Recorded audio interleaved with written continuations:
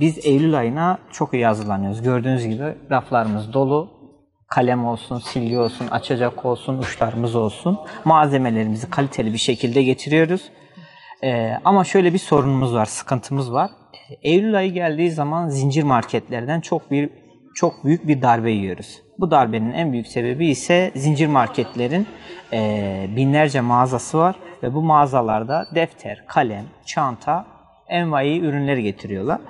Bu da bizim gelecek sezona hazırlığımızı, motivasyonumuzu düşürüyor, satışımızı düşürüyor.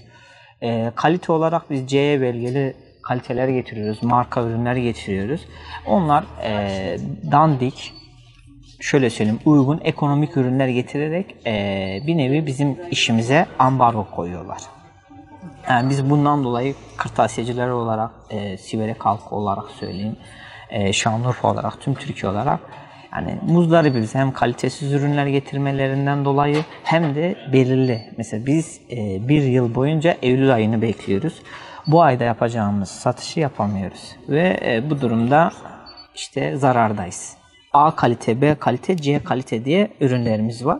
A kaliteli çok kalitelidir. Uzun süre sizi götürebilir. C belgelidir. Sağlığa hiçbir zararı yoktur bunlar. Yani çocuk ağzına kalemi götürse bile zehirlenme riski yoktur. Ama Çin malı dediğimiz ürünler kanserojen madde içeriyor. Alırken kanserojen madde içermeyen, gıda boyası içermeyen ürünler alabilirler. Geçen sene oranla bu sene arasında pek bir fark yok. Enflasyon belli zaten. Yine her ailenin bütçesine uygun kırtasiyeciler hizmet ediyordur. Yani şöyle söyleyeyim. Bugün 500 TL'ye de bir torba doluyor, bir çanta doluyor. 1000 liraya da bir çanta doluyor. Anlatayım. Bu semtten semte, okuldan okula, mahalleden mahalleye değişiyor. Tabii öğretmenlerin yazacağı listeye de bağlıdır bu durum. Ortalama birinci sınıf öğrencimizin malzemesi çantasıyla beraber, kalem, defteriyle beraber 1500 lirayı buluyor. Daha iyi olursa işte A kalite dediğimiz markaları kullanırsak 2500-3000'i de buluyor öğrenci başı. Bu da normal diye düşünüyorum. Benim en büyük tavsiyem esnafınızın yanında durun, pazarcınızın yanında durun. Çünkü zincir marketlerinin sahipleri belli, hepsi zengin insanlar. Bizim bir sloganımız vardır, 11 ayın Ramazan'ı, 11 ayın sultanı bizim için Eylül-Ekim ayıdır. Bu aylarda satış yapamadığımız zaman biz de kendi evimize ekmek götüremiyoruz. Bizim de harcamalarımız oluyor, bizim de giderlerimiz oluyor. Gördüğünüz gibi birçok hazırlık yapmışız, öğrencilerimizi bekliyoruz. Gelmediği zaman işte bizim de sıkıntıya düşüyor. Bu sefer bizim borçlarımız çıkıyor. Küçük esnaf batıyor bu şekilde, dükkan kapatıyor, kepen kapatıyor. Vefa dediğimiz örnek küçük esnafta vardır, işte bakkalda vardır, manavda vardır. Sen öğrencini yollarsın, çocuğunu yollarsın, işte şu kalemi ver, şu defteri ver, ben maaşımı alınca işte param bana gelince veririm diyorsun. Bizde veresiye defteri vardır. Biz Siverek halkına, işte kardeşlerimize, arkadaşlarımıza, dostlarımıza veresiye verebiliyoruz. İşte farkımız nedir zincir marketlerin aramızda? Adamlar veresiye vermiyor. Hani bizde ne var? Dostluk var, vefa var. Bunun en büyük örneği zaten şöyle söyleyeyim. Yonca Teşkilatı ya Osmanlı Devleti'nden gelen bir şey yani. Esnafız, ahilikten geliyoruz. Yani uslubu biliyoruz, saygıyı biliyoruz, küçüğü biliyoruz. Şöyle söyleyeyim. Durumu olmayan insana yardım ediyoruz. Bazen özel öğrencilerimiz geliyor. Bazen bir esnafımız geliyor. Bu ailenin durumu yok, yardımcı olabilir. Küçük esnafının yanında halk durmalı. Yani yalnız kırtasiyeciler için demiyorum bunu, marketler için de diyorum, giyimciler için de diyorum, işte ayakkabıcılar için de diyorum. Çünkü Siverek'in ekonomisi bellidir.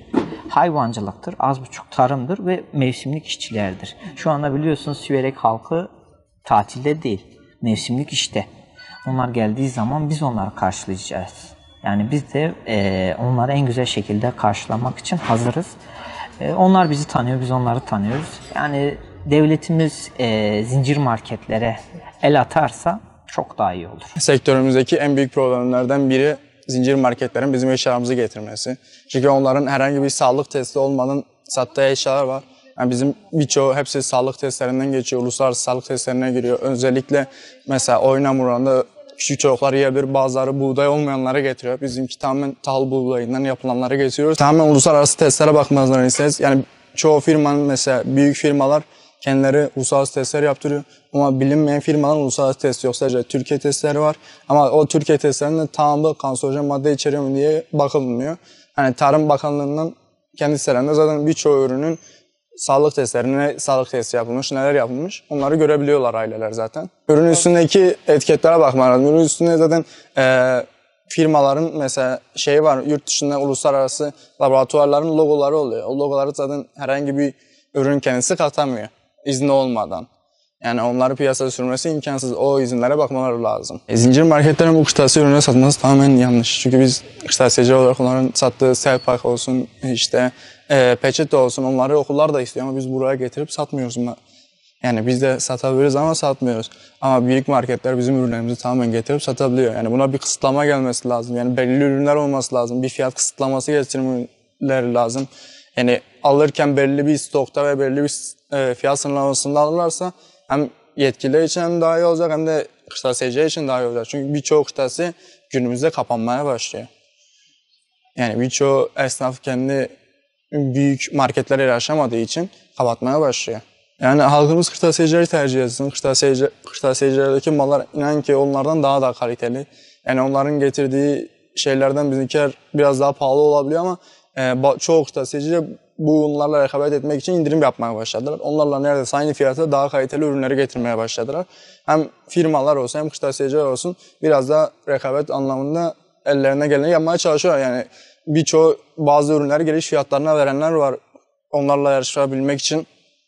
Yani bu durumda hani kırtasiyeci mağdur olmaması için hani kırtasiye ürünler kırtasiye alması daha rahat olur. Bu sene yani bizim mağazamız açısından tamamen indirim yaptığımız için fiyatlarımız geçen sene neredeyse aynı oluyor. Yani biraz hafif yükselme olabilir. O da normal dolar kuru geçen seneden dolayı yani daha fazla oldu. Ama kağıt olsun, diğer ürünler olsun yani birçoğunda da yani ortalama bakıldığında bir ana sınıf öğrencisi full eşyasının arası 2000-3000 lira arası tutuyor. Bunları halkımız açısından önemli bir şey taşıyor. Kırtasiyelerden alması daha iyi olur. Birçok kırtasiyeden sene başlarında indirim yapılıyor. Ama bu halk yine algıdan dolayı süpermarketler daha uygun diyor ama mal açısından, kalite açısından bakılırsa kırtasiyedeki ürünler daha kaliteli, daha uygun fiyata geliyor. Bu yüzden halkımızın hepsini kırtasiyeciden almasını öneriyoruz. Genelde zincir marketler yerine yerel halkımızdan alışverişimi yapıyorum, kırtasiye alışverişimi. Yani sonuç itibariyle yerel halk, yani yerel esnaf burada bir yıl boyunca bu hazırlığı yapıyor. Hani sezonu hazırlanıyor ama ondan sonra zincir marketlerde direkt araya girince bir düşüş oluyor sonuç itibariyle. Ben yani 10 yıldır daha doğrusu yerel halktan kırtasiye masraflarımı falan karşılıyorum. Ödevlerimi, fotokopilerimi hepsini buradan çıkartıyorum.